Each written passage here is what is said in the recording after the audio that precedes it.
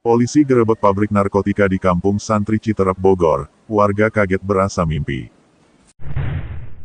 Pasca penggerebekan pabrik rumahan pembuatan narkotika, jenis paracetamol, kafein, serta carisoprodol, atau biasa yang disebut PCC, di tengah pemukiman warga di Desa Tajur, Kecamatan Citerep, Kabupaten Bogor.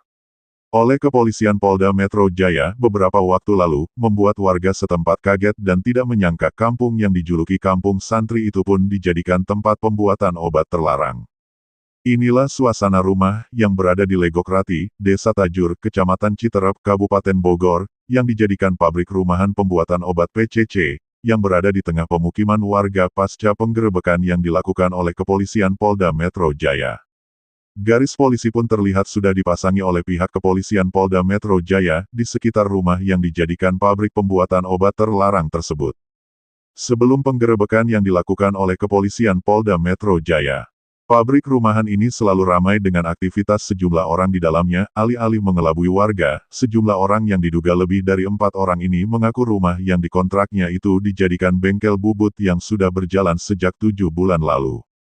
Penggerebekan yang dilakukan oleh Kepolisian Polda Metro Jaya ini membuat kaget sejumlah warga sekitar. Bagaimana tidak, Kampung Legokrati yang dikenal dengan Kampung Santri ini dijadikan tempat pabrik pembuatan obat terlarang. Penggerebekan yang dilakukan oleh Polda Metro Jaya di Kampung Legokrati, Desa Tajur, Kecamatan Citerep, Kabupaten Bogor, terjadi pada Rabu tanggal 15 Mei tahun 2024 tepat pada pukul 23.30 waktu Indonesia Barat lalu. Sejumlah anggota polisi, dengan jumlah 15 orang tersebut mendatangi sebuah rumah, yang berada di tengah pemukiman warga. Warga pun kaget saat mengetahui, rumah yang dihuni lebih dari 4 orang itu pun ternyata dijadikan tempat pembuatan obat terlarang. Penghuni rumah, yang diduga berjumlah 4 orang itu pun, berada di rumah tersebut mengontrak sejak 7 bulan terakhir. Warga pun hanya mengetahui kegiatan orang yang berada di rumah tersebut dari balik tembok pagar. Alih-alih mengkelabui warga, para pelaku ini beralasan rumah tersebut dijadikan bengkel bubut. Setiap malam hari aktivitas rumah tersebut selalu ramai, dengan suara musik keras untuk menutupi suara kegiatan yang berada di dalam pabrik, hingga warga pun tidak menaruh curiga. Pasca pengerebekan ini pun sejumlah warga saat ini lebih melakukan pendataan hingga pengecekan langsung kepada para pendatang di kampung tersebut mencegah hal-hal serupa terulang kembali. Metro Jaya. Kebetulan kalau nggak salah ada 15 orang dengan membawa 5 mobil.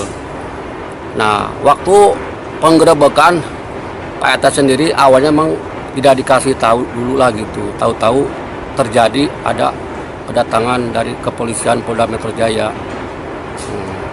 Pak, untuk dari para pelaku sendiri Pak, sejak kapan tinggal di Tajur sendiri Pak? Kalau hitungan waktu mungkin kurang lebih 7 bulan lah, bisa lebih. Mungkin Pak itu juga nggak diapalin, jadi kurang lebih 7 bulanan dia tinggal di sini, kontrak di sini gitu. Berapa orang yang kontrak di sini Pak? Kalau dari keterangan kepala mandornya yang laporan ke Pak RT, waktu dia sebelum tinggal di sini, sebelum ngontrak dia laporan dulu, sekitar ada 3 tenaga kerja. Sama kepala mandornya 4, bisa lah 4 atau 5 orang gitu. Mungkin Pak RT juga nggak terlalu jelas dan nggak terlalu apal gitu. Soalnya Pak RT juga jarang ketemu gitu sama mereka. Cuma hanya sewaktu-waktu dari perwakilan mereka suka nanyain ke Pak RT, pengen ngopi-ngopi gitu. Sebatas selebihnya dari itu Pak RT tidak tahu gitu. Nah Pak, untuk aktivitas setiap harinya mereka terdengar warga Pak, apa gimana Pak? Untuk aktivitasnya mungkin setahu warga dan juga Pak RT, jadi seolah-olah menunjukkan sesuai keterangan dia kan kegiatannya laporan ke Pak RT mau memperbaiki servis mesin-mesin yang rusak gitu.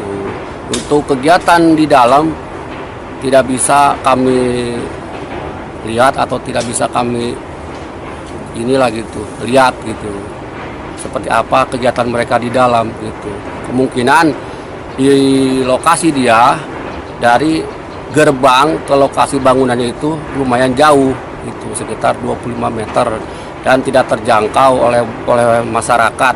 Dari sekelilingnya bangunan itu ada tembok gitu. Nah Pak, yang Bapak tahu nih Pak, barang bukti apa saja yang dibawa oleh pihak Polda Pak? Yang kemarin dibawa barang buktinya itu sama Polda, satu mungkin mesin gitu ya, mesin cetaknya gitu. Nggak tahu tuh berapa unit gitu ya. Sama barang buktinya yang berupa L gitu, PCC. Untuk kedepannya mungkin kami harus lebih evaluasi lagi, lebih ketat lagi, dan ini juga bisa jadi buat pembelajaran juga buat Pak RT sama masyarakat. Mungkin kedepannya ketika ada tamu-tamu atau warga yang baru laporan, itu harus benar-benar dimintai keterangan dan identitas yang benar-benar jelas lah gitu, yang bisa kami terima gitu Pak. Ya mungkin kami juga sama masyarakat, sama tokoh-tokoh masyarakat sudah diskusi untuk kedepannya Pak RT harus lebih hati-hati aja lah gitu sama warga terkait sama warga-warga yang baru gitu. Takut dikhawatirkan hal terjadi yang sekarang gitu Pak, yang tidak disangka, sangat luar biasa tidak disangka, benar-benar kaget lah Pak RT sama warga gitu. Soalnya ini kampung bisa dibilang kampung santri lah Pak, sampai ada 2 pesantrenan gitu. Kami itu seolah-olah kecolongan Pak, adanya sarang obat-obat terlarang. Dari Kabupaten Bogor, Arif mengabarkan.